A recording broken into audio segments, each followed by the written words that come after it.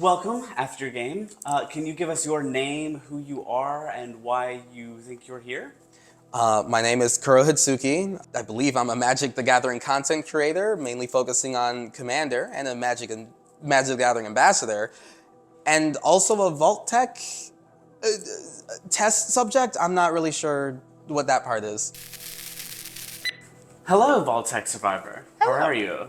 I'm great. How are you? Good, good. Could you state your name and what you do for the camera, please? I am Emmara, Goddess of Blunder. I am a Magic the Gathering content creator and Vault survivor. Welcome, Vault-Tec Survivor. Could you give me your name and what you do? Yes, I'm Yawgoth. I do Magic the Gathering content, cosplays, a little bit of everything. I'm kind of one of those jack of all trades content creators. I don't really have a lane. I just sort of float around. Maybe that's why you're a Vault-Tec Survivor then. Welcome, Vault-Tec Survivor. Can you give us your name and what you do, please? I'm TheoneJame. I am an MTG YouTuber and Twitch streamer.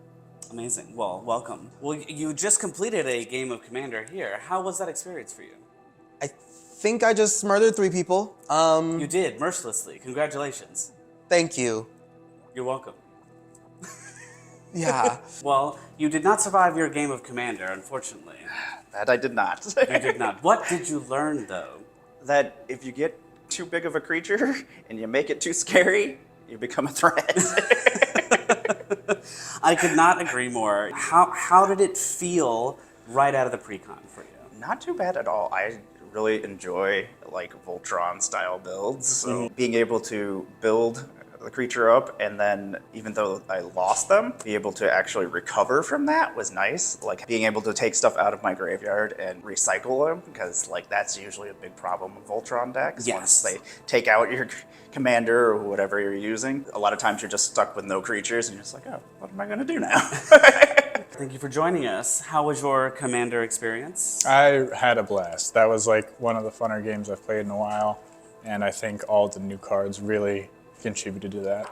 How so? Well, at least for my commander, Caesar there, I just felt like once I got on the board and a couple of creatures around, the engine just sort of did its own thing. And it's like almost like, you know, like in a flow state, like in the zone where like, I always knew where I was going to go next. With, you know, sometimes, like, I don't know if it's with the way I build decks or with some other precons, you'll like, maybe like falter at a certain point and like have a hard time catching up and getting that momentum back. But even when there was a board wipe or I had a slow start, I felt like once I always knew where I needed to go. Yeah, yeah. You are the first person to mention the board wipe, so yes, I think that deck is the one that recovered the best from that board wipe. There's something to be said about being a little bit behind on mana in the early game to make you not so much the threat, and then the board wipe happened, and then Caesar was able to rebuild much better than the rest of them. Right, yeah, it was sort of at a detriment, but because of the board wipe, it like reset everything to an even playing ground and really allowed the deck to play out. How did you enjoy your Commander experience? Oh, it was awesome. Golgari is my favorite color combination, so I can't escape the value. and there was so much value in that deck. Yes, I completely agree. And it seems like we gave you the right deck then, considering that Golgari is your favorite.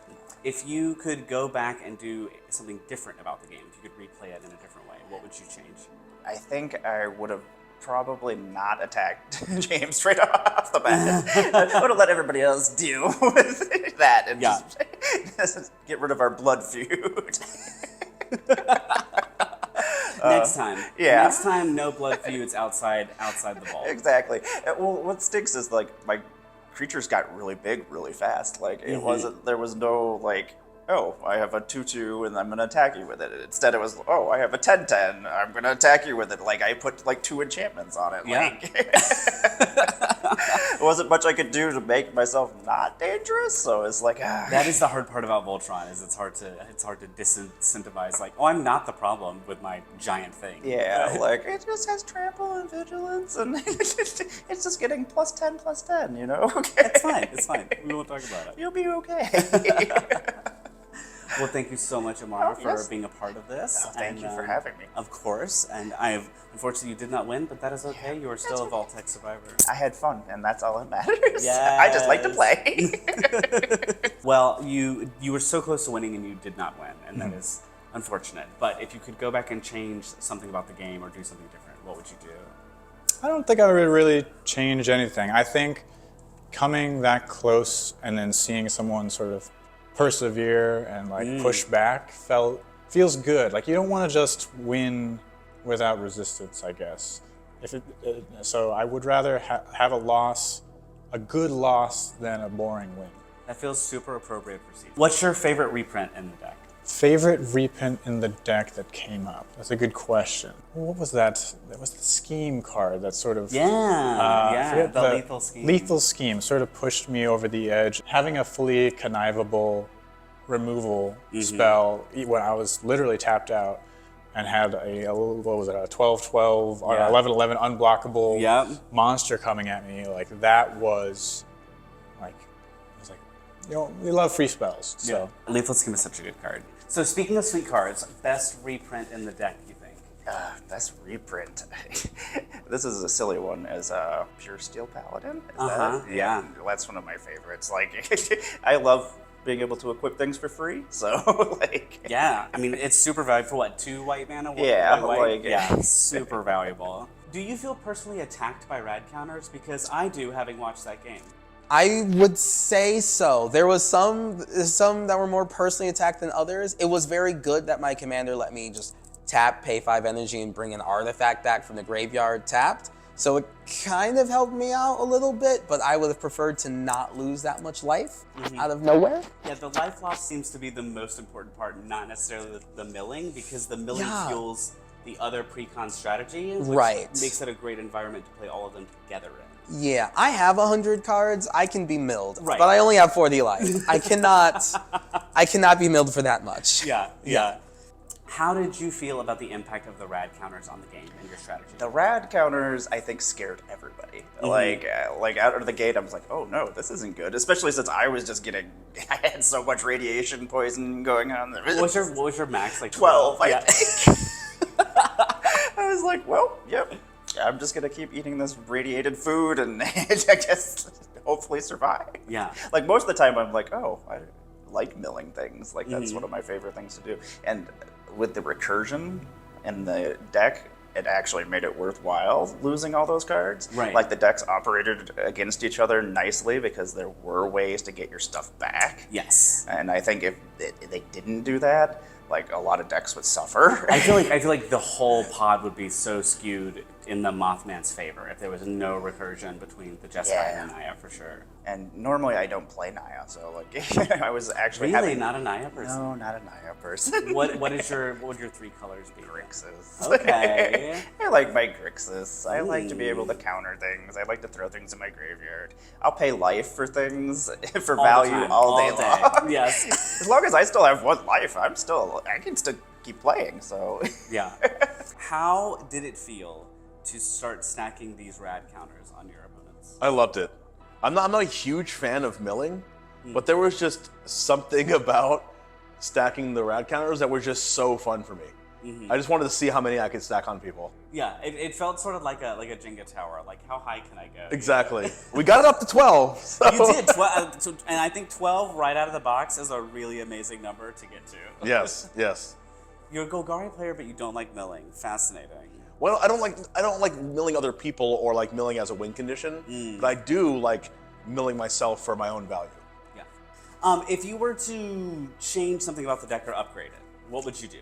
I think because the commander is so focused on the artifacts, like when I cast artifacts, gain energy, and a lot of the artifacts are what were kind of giving me energy, I think I would take out more of the creatures, just the human creatures that were in there, and put in a lot more of just like, basically just go full cyber army with it. So cast a lot of artifacts, not just put them into play, because she cares if you cast them.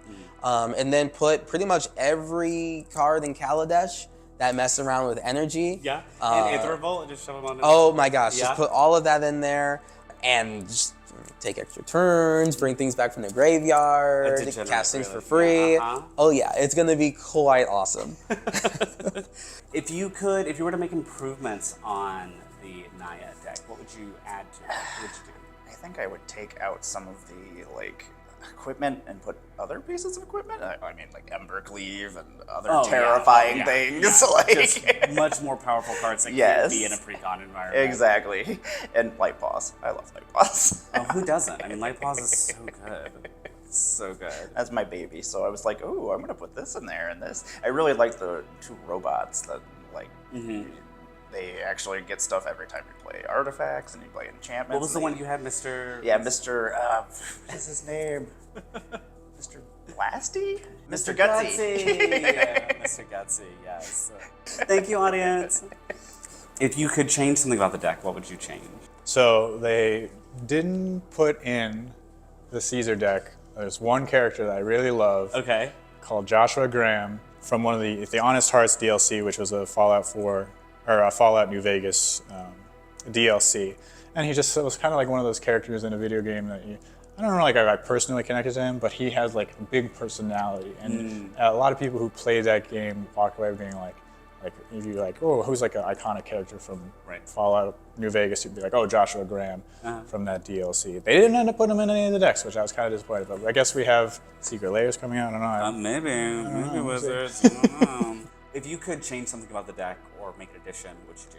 See, I didn't. There's a lot of the cards in the deck that thrive off of putting 1/1 counters on things, and I did not draw a lot of those cards. I drew basically all the rad counters cards, and if I feel like if I would have drawn a lot more of the +1/+1 counters things, I would have been able to spread them on my board. Because what the commander does is if someone mills like 5 non-land cards with the rad counters, I can put a 1/1 counter on 5 different creatures. Right. But I was only able to have like 2 creatures in play at maximum during the game. And I didn't get to utilize the +1/+1 counters aspect of it. So say if I were to change something, I do think I would put a card in the deck that gained life so that they can lose life while I gain life. Yeah, I agree. I think the life gain part is huge. I think it's like, how do you balance it wants to go wide, and then it wants to go wide to go big, but then it also needs to be proliferating the counters, and it needs to be a little defensive just in case. Like, yeah, I would love to. That's the one I would also love to dive into and like really deck. And there's a lot of good cards. I believe they're actually not in that color, but there's a couple cards that says like whenever you put a +1/+1 counter on it, gain life, and whenever you gain life, put a counter on it. Like there's different things that work with +1/+1 counters and gaining life. Yeah. So if there's some cards that I can find in the Sultai colors that do that, which I don't know if there's many because those would probably be white cards, but there's probably some green cards that gain life too that deal with counters. So. Yeah.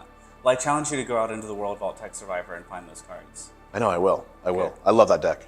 It loves you, I can tell. It loves me too. It does. It told me. You said it, so I know. it's true. Yeah, Mothman whispered in my ear, and I was like, I'll let him know. Okay.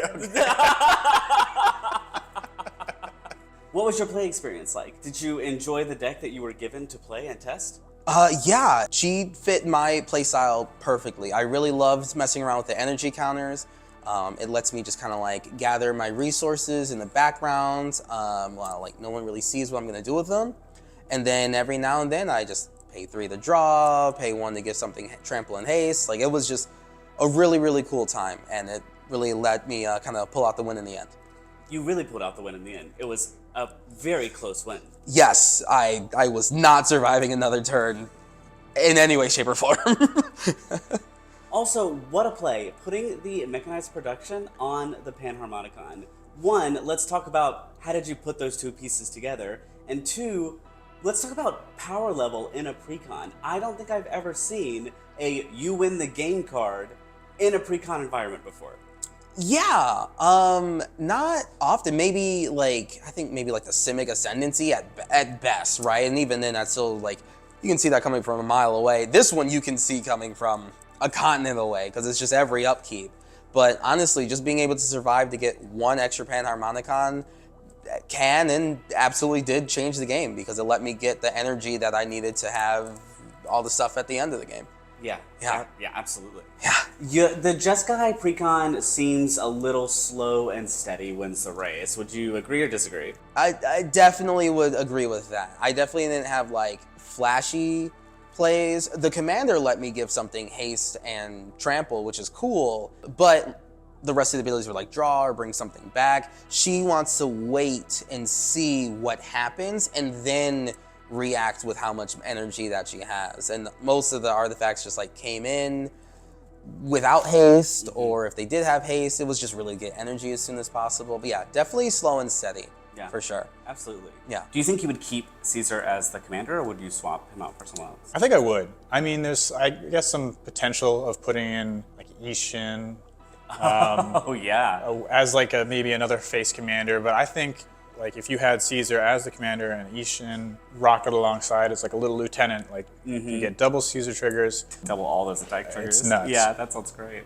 Do you usually play Mardu? Are you like a Mardu person, or is it out of your color pie? I think that's sort of out of my color pie. I don't think I actually have any Mardu decks. A lot of Rakdos, so like Rakdos is close, but Mardu is a little bit different.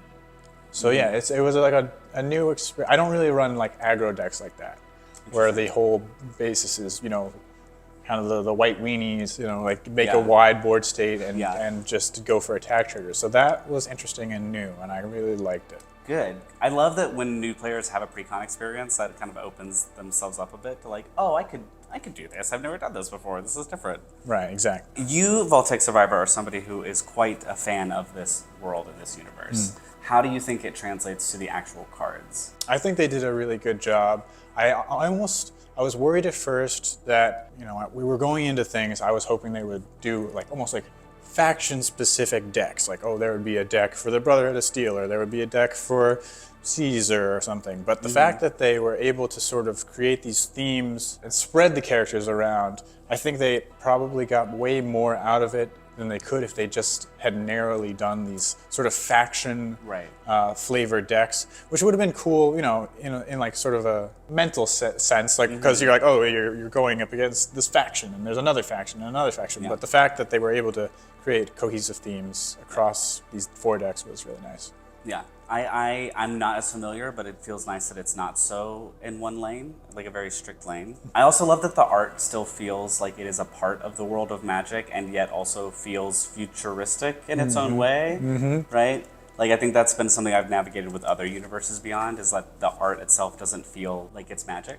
Right, it sort of stands out. Yeah, no, at least from what I've seen and from so far, like all of these artists did a really good job at sort of incorporating that Magic style, I guess. And I think that may just be a part of Fallout as a series in general, because it sort of has this comic, like more cartoonish sort of, it's serious a lot of the time, but it has this sort of underlying dark humor where you can be kind of kooky and kind of weird, and that really translates well when you put it on a card. Yeah, I love that. I think it's also the difference between a IP that is based in like real life and an IP that's based in a video game.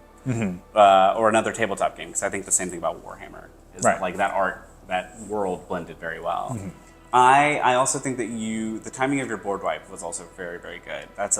That was a really critical moment, I think. Yes. And then how did you feel about the recovery post the board wipe? I liked it a lot. I liked that I still got to keep my creatures because I got to put the +1/+1 counters on them. And then everyone else lost all of their creatures. And the board wipe also put round counters on everyone. So that was awesome. And I feel like that was the tipping point, and where everyone was like, wait, we need to kill this guy. Yes, I completely agree. And that's actually my next question is, it seems like the deck needs a very healthy balance of offensive, but it also needs to be defensive too. And it needs to continue to stack the counters. So how did you navigate that of, like, especially early you were a huge threat, and then after it, everybody turned all their eyes to you, and it's like, oh no. Yes. As soon as everyone said, oh no, I lost immediately. Yeah. I lost first, and I was sitting there for a long time, being the only one that lost. But I think I could have navigated that a little bit differently, and maybe played my card value engine first before I played my commander, because I had the Guardian Project in my hand, and I could have played that instead of my commander. But I wanted to get those rad counters flowing. Oh, that's interesting. I didn't know that. Yes. Okay. Yeah. Well, Sultai has always felt like a value engine, always. Like, it's going to want to do that first before it does the next thing, but that's also why I've struggled with playing it. Yes. It's like, it's so slow. Yes. There was one thing that I noticed with the rad counters, is that a lot of the cards that put rad counters on other people put rad counters on me as well.